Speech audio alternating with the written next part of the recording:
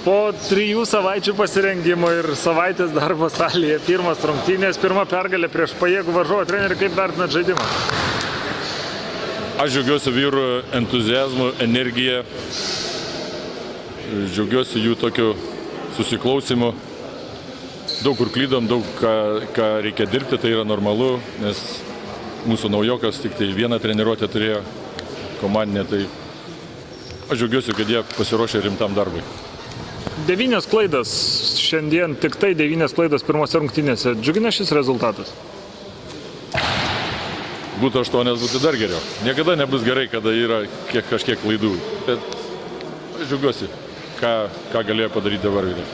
Treneri, tas gražus žaidimas yra jūsų kozeris, jūsų nuopelnas ar žaidėjų meistriškumo parodymas? Nebūna nei trenerio žaidimo, nei vien komandos žaidimo. Yra bendras darbas. Ir jeigu pamenat, kalbėjau per pristatymą ir žadėjau Utenos krašto žmonėm, kad mes žaisim gražų krepšinį. Kad jis patiktų, kad mus mėgtų visur. Pergalės bus po to. Tai mes pirmiausia žiūrim į krepšinio kokybę. Pirmąją pusę žaidėt prieš vieną komandą, ant 3-4 kėlinį prieš kitą, bet atrodo, tą fiziškumo testą komanda atlaikė, ar ne?